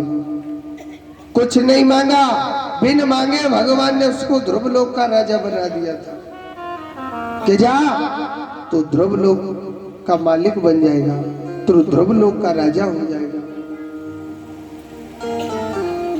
और सुनो, भगवान के दर्शन करके पता है वो ध्रुव कहाँ गया? जिस मौसी ने कटु वचन बोले थे ना ध्रुव जी महाराज, उसी मौसी के चरणों में गिरा, उसी मौसी के चरणों को स्पर्श किया। वही मौसी कहने लगी, लाला मैंने तुझसे कितने कटु वचन बोले। तो ध्रुव जी महाराज कितनी सुंदर बात कहते कि अरे मैया, सबसे बड़ी गुरु माता तो तू ही है मेरी। मौसी, अगर तू मोते कटु वचन ना बोल दे, मुझे कहाँ भगवान के दर्शन होते। तभी तो कहते हैं क्या कि जननी जने तो ऐसो जने के दाता के सु, नहीं तो जननी बाजो भली वृथा गवावे। जो मेरे गोविंद पर विश्वास करता है, जो मेरे कान्हा पर विश्वास करता है, हे गोपाल मेरी तो गाड़ी सिर्फ तेरे हवाले भैया, मेरी गाड़ी तेरे हवाले, तू जाने तेरो काम जाने। जो मेरे कान्हा के हवाले अपनी डोरी को, अपनी पतंग को सौंपता है, वो कभी नहीं गिरता है। और जिसे अपने आप पर विश्वास है कि भैया जो कछू है हमें कान्हा वाना कछूना है, तो फिर बाकी गाड़ी तो फिर ऐसी चले कि नहीं चले। और जिसे मेरे कृष्ण पर विश्वास होता है, जिसे गोविंद पर विश्वास होता है, तो मेरा गोविंद उसकी गाड़ी को गिराएगा नहीं। मेरा कान्हा उस जीव को गिराएगा नहीं। भगवान उसे भव सागर से, भगवान हर पाप से, हर दुख से, मेरा कृष्ण उसे हर दुख से पार निकालेगा। ऐसे नहीं है कि मेरा कृष्ण उस जीव को, उस प्राणी को नीचे को गिरा देगा। भगवान कभी नहीं गिराएंगे, क्योंकि ध्रुव को मेरे कृष्ण पर विश्वास था। ध्रुव जी महाराज को मेरे कृष्ण प्रेम में पागल हो गया था और उसे दृढ़ विश्वास था। तो उसे कौन मिला? भगवान मिला कि नहीं मिला है? जिसे मेरे प्रभु पर विश्वास होता है वो कभी गिरेगा नहीं, और जिसे प्रभु पर विश्वास नहीं होता है वो सदैव गिरता है। जोड़ते बोलो, ऐसे ना, और जोड़ते बोलो, एक बार और बोलो। तो आज देखो, यही ध्रुव जी महाराज के लिए वरदान दिया ताकि तुझे ध्रुव लोक का मालिक बनेगा। आसमान में सबसे ज्यादा 2 तारे चमकते हैं। तारे दिखाई देते ना, 2 तारे चमकते हैं। पहला तारा कहाँ होता है? चंद्रमा की बिल्कुल बगल में होता है। और दूसरा तारा उत्तर दिशा की ओर, उत्तर दिशा की ओर होता है। वो कौन सा तारा है? ध्रुव तारा, जो आज भी चमकता है। क्योंकि जो प्रभु पर विश्वास होता है तो वो ध्रुव तारे की तरह चमकता है, और जिसे खुद पर विश्वास होता है वो अंधेरे में ही रहता है।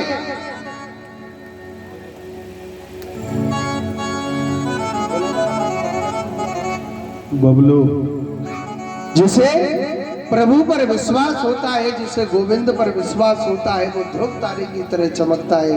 और जिसे मेरे कृष्ण पर, जिसे मेरे परमात्मा पर विश्वास नहीं है, वो जीव अंधेरे में ही रहता है। आज देखो, इससे आगे जो कथा आती है, ध्रुव जी महाराज ने अपने जीवन को, अपने मन को प्रभु के हवाले छोड़ दिया था कि तेरे भरोसे मेरी गाड़ी,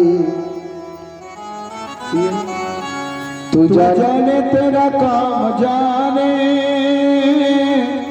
तू जाने तेरा काम जाने बाबा, तेरे भरोसे मेरी गाड़ी, तू जाने तेरा काम जाने, आए तेरे भरोसे मेरी गाड़ी, तू जाने तेरा काम जाने, तू जाने तेरा काम जाने, तू जाने तेरा काम जाने, ओ तू जाने तेरा काम जाने, तू जाने तेरा काम जाने, तेरे भरोसे मेरी गाड़ी, तेरा काम जाने, तेरे भरोसे मेरी गाड़ी, तू जाने तेरा काम जाने। मीठी मीठी ताली बजा, हरि बोल।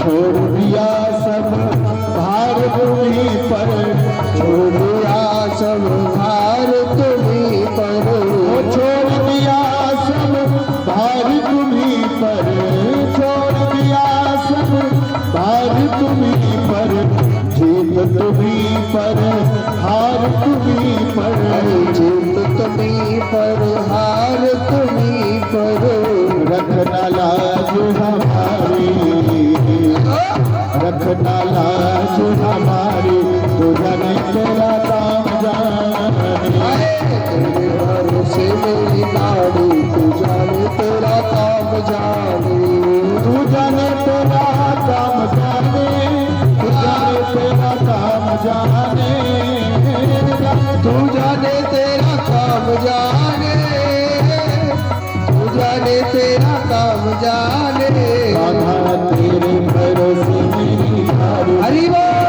तेरा काम जाने, आए तेरे भरोसे मेरी गाड़ी, तू जाने तेरा काम जाने।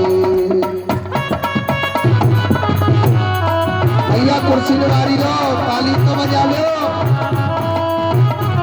धरी धरी अंतर आ रही है भैया।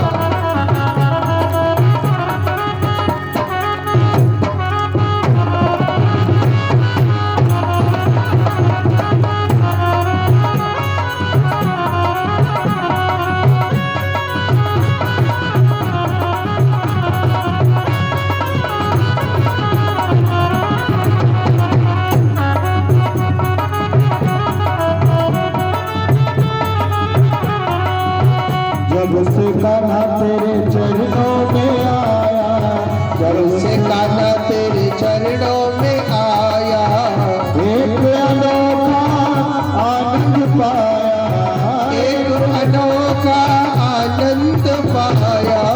जब से कान्हा तेरे चरणों में आया, जब से कान्हा तेरे चरणों में आया, एक अनोखा आनंद पाया, एक अनोखा आनंद पाया।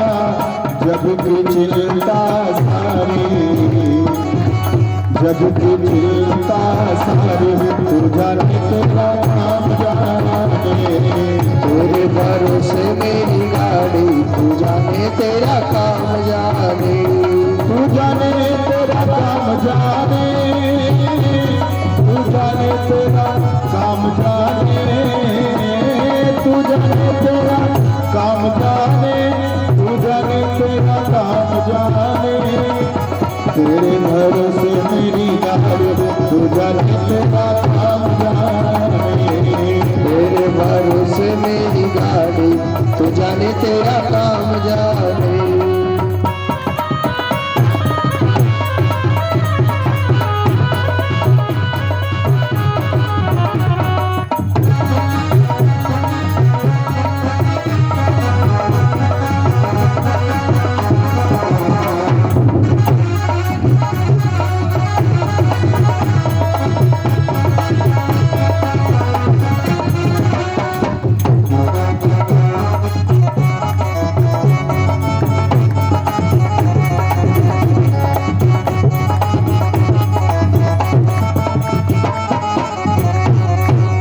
मंजिल तक पहुँचाओगे तुम ही, मंजिल तक पहुँचाओगे तुम ही, भव से पार लगाओगे तुम ही, भव से पार लगाओगे तुम ही, करके मौज सवारी, करके मौज सवारी, तू जाने तेरा काम जाने।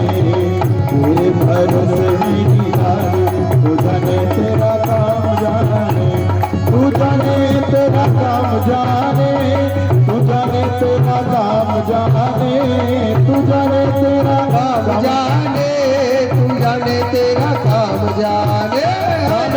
तेरे भरोसे मेरी गाड़ी तू जाने तेरा काम जाने। तेरे भरोसे मेरी गाड़ी तू जाने तेरा काम जाने। तेरे भरोसे मेरी गाड़ी तू जाने तेरा काम जाने। तेरे भरोसे मेरी गाड़ी तू जाने तेरा काम जाने, तू जाने तेरा काम जाने, तू जाने तेरा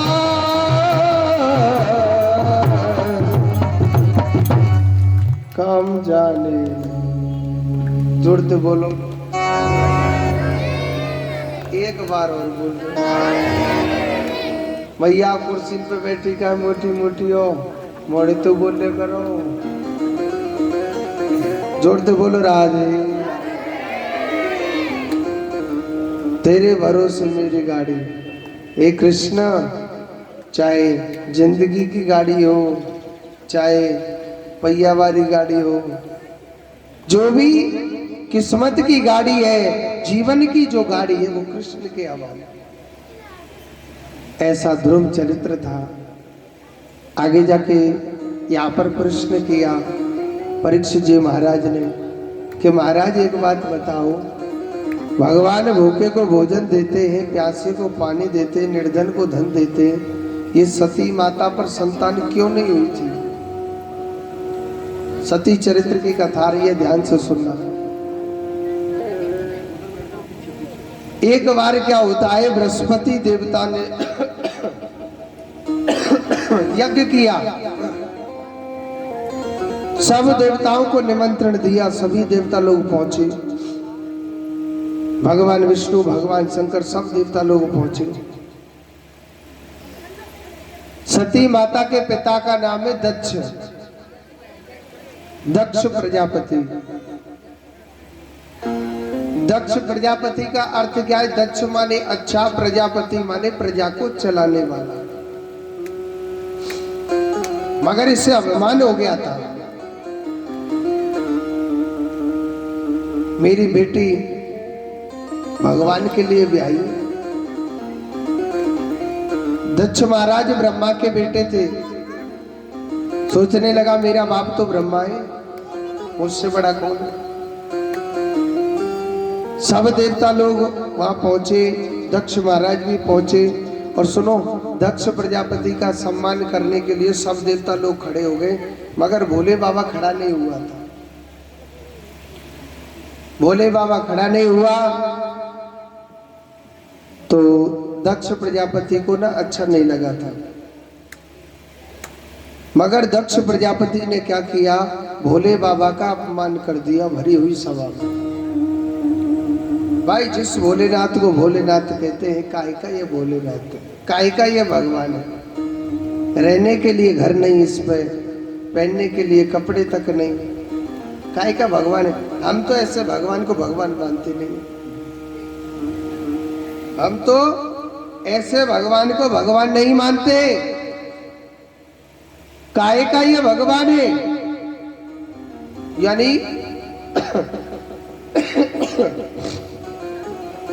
भरी हुई सभा में अपमान कर दिया भोले बाबा का। पर एक बात बोलूं, भोले बाबा का नाम पता क्या है?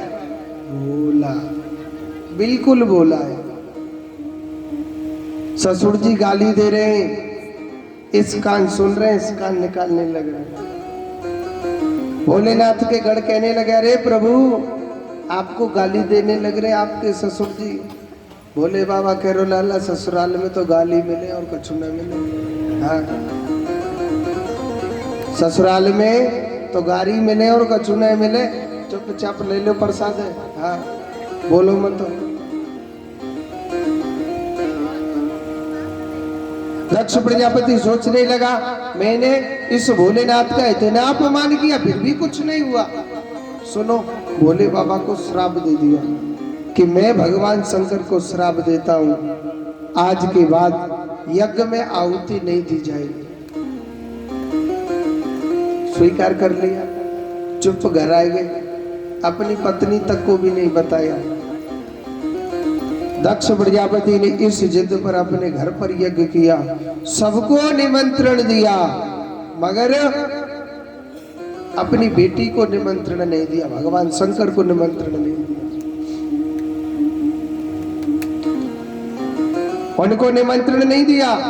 अब सब देवता लोग अपने अपने विमानों पर बैठ के जा रहे, सती माता देखने लगी आज जन कहाँ जा रहे सब देवता लोग। भोले बाबा से पूछी तो भोले बाबा ने कहने लगे, आपके पिताश्री ने यज्ञ करा रहे। सती माता कहने लगी, महाराज यज्ञ करा रहे और हम यही बैठे, हमको क्यों नहीं चलना चाहिए? हमको तो चलना चाहिए, अरे हम तो बेटी हैं। भोले बाबा कहने लगे, हाँ बेटी तो है, तभी तो हम कह रहे हैं। कहते हैं कि बिगर निमंत्रण के जाता है जो कोई, उससे कागा की योनि प्राप्त होती है। कौआ की जो काय काय करे काय, कारो कारो रे के ना रे, जाने के ना जाने कौआ। सती माता कहने लगी, महाराज आप कहते कागा की योनि प्राप्त होती है, तो मगर महाराज भगवान के नाम में तो बिन बुलाए जाना चाहिए बेटी को। हाँ जाना चाहिए, मगर बेटी को नहीं, बेटी को नहीं जाना चाहिए। चाहे पिता कितना भी बड़ा यज्ञ कराए, चाहे सोने की बरसात क्यों ना कराए। और सुनो, यज्ञ भी तभी लगता है जो बाप यज्ञ कराए, और जो बाप अपनी बेटी को नहीं बुलाए उसका यज्ञ कभी सफल नहीं होगा, यज्ञ भी सफल नहीं होगा। तो इतना बड़ा यज्ञ करा रहे अपने पिता महाराज, तो अच्छा नहीं लगता। सती माता कहने लगी, महाराज एक बाप की बेटी को तो बिन बुलाए जाना चाहिए। हाँ, भोले बाबा कहने लगा जाना चाहिए, मगर 2 दिन। कौन से दिन?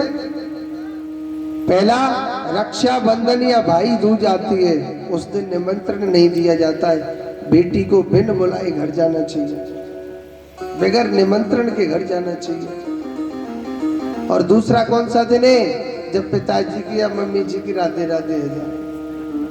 हाँ भाई, निमंत्रण तोड़ दिए जाओ कि लाली तेरा पापा खत्म है गो, नौ तो देवे आ रहे हैं। मगर इस समय तो सभी कुशल मंगल है, कोई बात भी नहीं है। और आप अब जाना चाहती हैं तो देखो हमें अच्छा नहीं लगता। भोले बाबा ने साफ मना कर दिया। अच्छा एक बात बोलूं, अगर माता गांव जाने के लिए कहती हैं और उनसे जब मना कर देते हैं ना, तो माता मुंह फुला के बैठ जाती है। बैठती कि नहीं? आपके बारे में नहीं बोल रहा मैं, तो सती माता के बारे में बोल रहा हूँ। नहीं तो फिर आप भी कथा सुनने नहीं आएंगे कल से, है? मगर वेद कहता है, मैं वो बताने लग रहा हूं। अब सती माता मुंह फुला के बैठ गई। भोले बाबा ने क्या किया? भोले बाबा को तो मालूम था आगे क्या होगा। भोले बाबा तो एक भांग की गोला डाल के नहीं, आंख बंद करके चुप भजन पर बैठ गए। सती माता कभी घर से बाहर आती है, कभी घर के अंदर जाती है। स्वामी आप मुझे भेज दो ना। अब सती माता ज्यादा पीछे पड़ गई। भोले बाबा ने आज्ञा नहीं दी, बिगर निमंत्रण के, बिगर अपने पति की आज्ञा के पालन से, और सती माता चली गई। धर्म कहता है स्त्री को अपने पति की बेगर आज्ञा के कुछ भी नहीं करना चाहिए, नहीं तो नरक का अधिकार उसको प्राप्त होता है। सती माता को देखना आगे कौन सा नरक मिलता है, कौन सा दंड मिलता है। अपने पति की बेगर आज्ञा के चली जाती है। देखो सती माता के दिमाग में एक दृश्य घूम रहा, वहां मेरी बहन भी आएंगी, सब सहेली आएंगी, मेरे सब लोग आएंगे। मगर वहां जैसे यज्ञ मंडप में पहुंची, बड़ी खुश होकर कहने लगी कि अरे बहन देखो मैं सती तुम्हारे घर पे आई हूँ। बहनों ने भी मुंह टेढ़ा कर लिया, पिता ने भी मुंह टेढ़ा कर लिया, नाते रिश्तेदारों ने सबने मुंह टेढ़ा कर लिया। एक थोड़ी बहुत इज्जत करी थी तो पता वो किसने करी थी? सती माता की मां ने। सती माता हर क्रोध को पीती जा रही है, हर क्रोध को पीती जा रही है।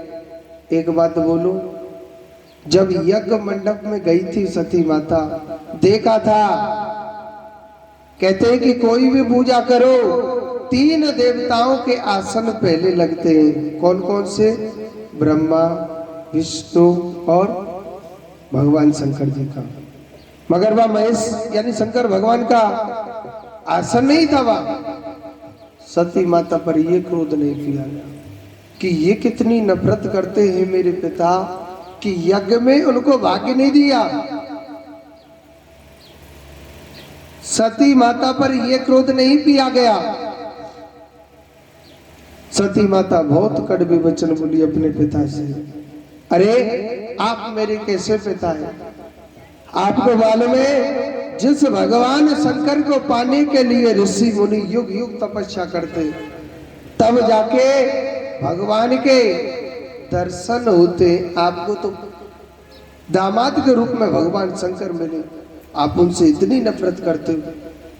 अब सती माता अपने पिता को दंड नहीं दे सकती है, नहीं तो आने वाला भविष्य ऐसा आता, हर बाप की बेटी अपने बाप को दंड देती।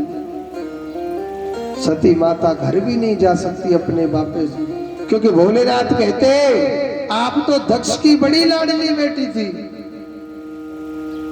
मैं अपने पति की बिगर आज्ञा के आई। सती माता ने क्या किया? अपना जो देह है, अपना जो शरीर है, उस हवन कुंड में कूद जाती है। उस यज्ञ में अपना देह त्याग दिया। उसको यह दंड मिला था, अपना शरीर त्याग दिया सती माता ने। एक बात बोलूं, भोले बाबा है तो मीठा बहुत है, और जब गुस्सा आवे ना, हाय राम, बड़ा गुस्सा वाला। भोले बाबा ने सिर से एक जटा उखाड़ी, जिससे वीरभद्र नाम का मानव प्रकट हो गया। कहने लगा, हे प्रभु मेरे लिए क्या आज्ञा है? भोले बाबा ने कहा कि तू मेरे अंश से सम्मिलित है, और हे वीरभद्र तुझ में इतना तेजस्व, इतनी ज्वाला है कि जा दक्ष प्रजापति के यज्ञ को विध्वंस कर दे। और एक बात बोलूं, ये जो जाटों की वंशावली है ना, ये वीरभद्र से ही प्रारंभ है। ये जाट हम गांव का नाम लेते हैं शब्द। जट यानी भगवान शंकर की जटाओं से पैदा हुए थे, वीरभद्र की ही संतानें। कहीं के जाओ दक्ष प्रजापति के यज्ञ को विध्वंस कर दीजिए। अब तो वीरभद्र सीधा जाता है त्रिशूल लेकर के। जब भगवान भोलेनाथ का अपमान हो रहा था, जब हंसने लग रहे, तो किसी का हाथ तोड़ दिया, किसी का सिर धड़ से अलग कर दिया, किसी का पैर तोड़ दिया, किसी के 3200 दांत तोड़ दिए, किसी की दाढ़ी उखाड़ दी, और दक्ष प्रजापति का भी सिर धड़ से अलग कर दिया था। क्योंकि भोलेनाथ नाम है भोला, और काम पता है क्या है? विनाशक। पृथ्वी का विनाश भगवान शंकर ही करते हैं। नाम भी, क्योंकि कालों का महाकाल, जो काल दुनिया को लेने जाता है भोलेनाथ, उसके काल बने हुए हैं। नाम ही महाकाल है उसका। अब इधर सारे प्रजापति रोने लगे, हमारे दक्ष महाराज को मार दिया।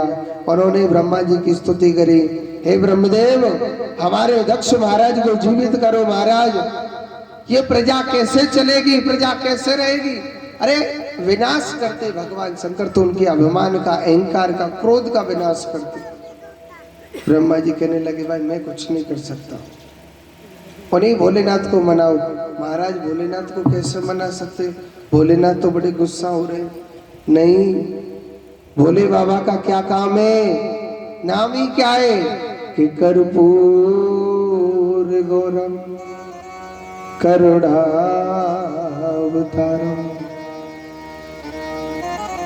करुणा का अवतार है वो, करुणा का प्रतीक है भगवान शंकर। स्तुति करके तो देखो, उन्होंने भगवान भोलेनाथ की स्तुति करी। भोले बाबा कहने लगे भाई मैं तुम्हारे दक्ष महाराज को जीवित कर दूंगा, हमें क्या मिलेगा, हमें तो कछु मिलेगा। भोले बाबा कहने लगे महाराज आपको श्राप दिया कि यज्ञ में आहुति नहीं दी जाएगी, मगर महाराज हम सब वरदान देते, यज्ञ में जो सामग्री बचेगी वो आपके ही नाम का हिस्सा रहेगा। सामग्री कौन सी बचेगी? जो उल्टी सीधी हवन में सामग्री फेंकते हैं ना, इधर उधर फैल जाती है, फिर आप उसे झड़ा झड़ा के ऐसे डालते। पंडित जी मना करते कि नहीं करते? क्यों मना करते? क्योंकि ये भोलेनाथ का हिस्सा माना जाता है। इधर उधर जो सामग्री फैल जाती है, बीच अग्नि में जाती है, वो शंकर जी को नहीं लगती है। शंकर जी को सामग्री इधर उधर फैलाने से ही लगती है। तो जोड़ते बोलो, मोड़ते तो बोलना रही।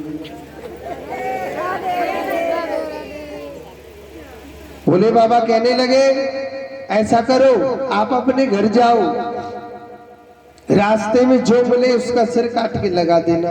अब रास्ते में क्या मिलो? बकरा, बकरे का शीश काट के दक्ष प्रजापति के शरीर पर रख दिया, उनका मुख हो गया बकरे का।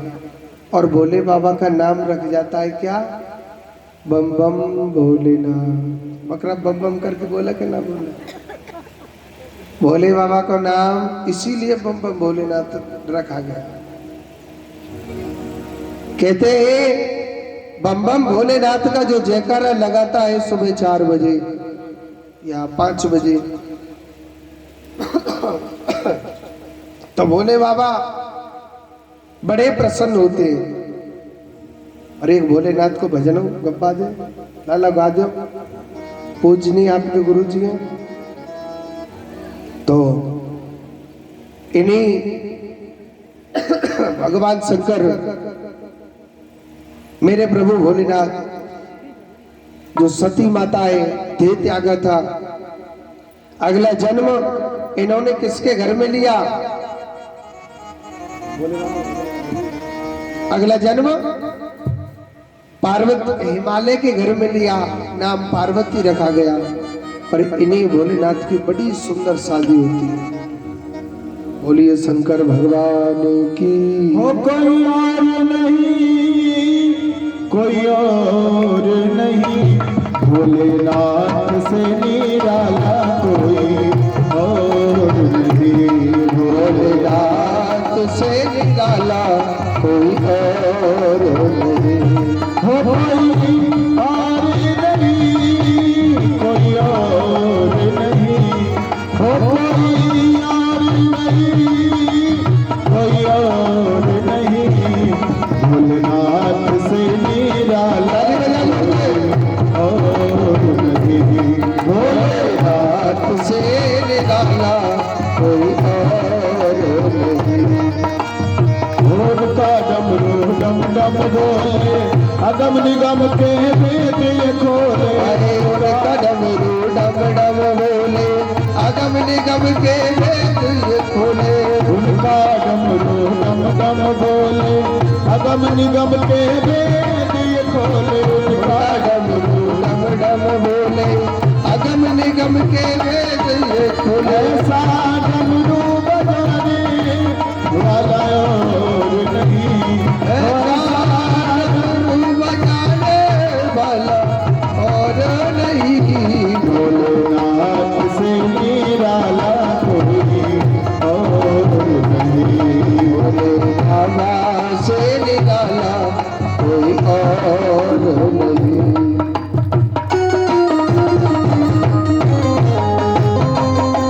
भैया कुर्सी पे धरिता है, ताली बजाओ।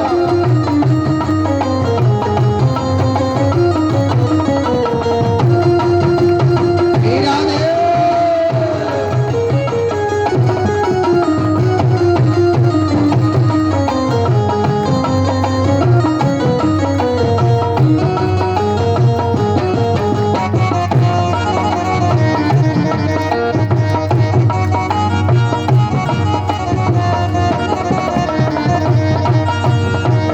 काया जब जब करवट बदले, बाप चमकते अगले पिछले। काया जब जब करवट बदले पाप चमकते अगले पिछले।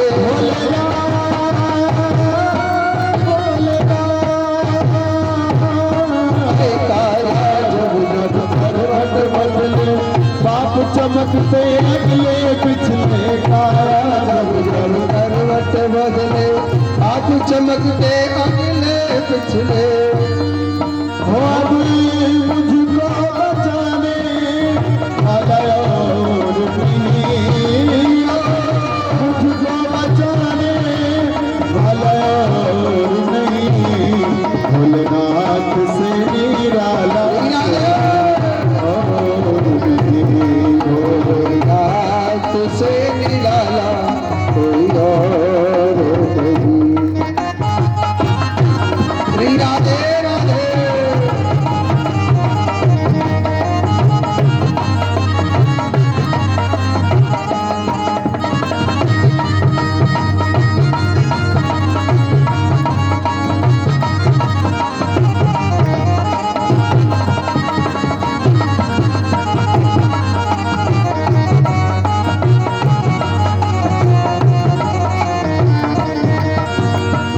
तुमने जग का कष्ट मिटाया, मुझको स्वामी क्यों बिसराया। तुमने जग का कष्ट मिटाया मुझको स्वामी क्यों बिसराया।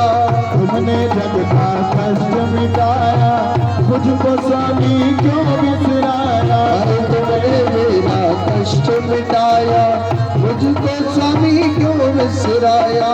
ऐसा भक्तों का रखवाला, ऐसा भक्तों का रखवाला कोई और नहीं। भोलेनाथ से निराला कोई और नहीं, भोलेनाथ से निराला कोई और नहीं। हो कोई और नहीं, कोई और नहीं, कोई और नहीं, कोई और नहीं। भोलेनाथ से निराला कोई और नहीं, शंभुनाथ से निराला कोई और नहीं।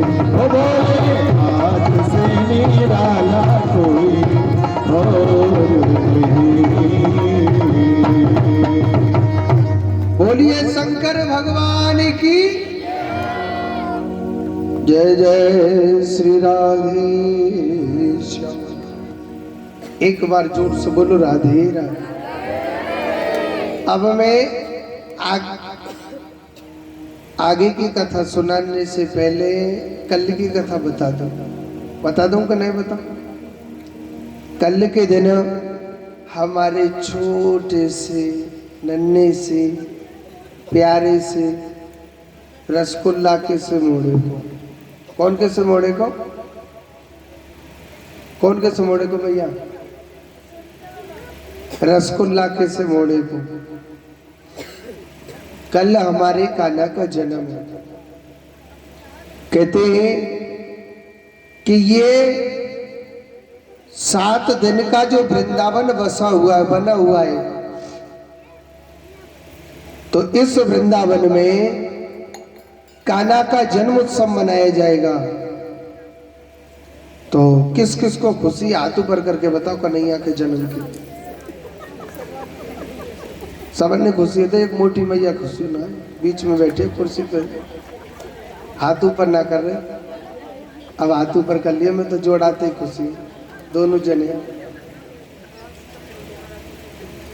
तो कहते हैं कि भगवान के जन्म की अगर उत्सव की खुशी हो, तो कहते हैं कि भगवान के उत्सव में कल बड़े भाव से सम्मिलित होना है। ऐसा सुंदर हम जन्मोत्सव मनाएंगे, ऐसा सुंदर जन्मोत्सव मनाएंगे, बड़ी सुंदर धूमधाम से हम बधाई बरसाएंगे कल के दिन। कहते हैं कि जो भगवान के उत्सव में जब शामिल होता है, तो मेरा कन्हैया, मेरा जो गोपाल है ना, अगर आप भगवान के उत्सव में शामिल होंगे तो भगवान तुम्हारे घर जरूर जरूर उत्सव कराएगा। भगवान किसी के घर में बेटा ना हो, कृष्ण बेटा बन के जरूर आएगा। किसी के घर में पोता ना हो, मेरा कृष्ण पोता बन के आएगा। किसी के घर में दोता ना हो, पड़पोता ना हो, मेरा कान्हा जरूर जरूर। देखो, कृष्ण उत्सव सम्मिलित होना, भगवान किसी के घर में खाली नहीं जाने देते, जरूर उत्सव कराता है भगवान, चाहे किसी भी खुशी का हो। तो कहते हैं बड़े भाव से, बड़े प्रेम से कल के दिन भगवान का उत्सव मनाना है। और सुनो, कल के दिन सभी माता पीले कलर के कपड़े पहन के, कौन से कलर के?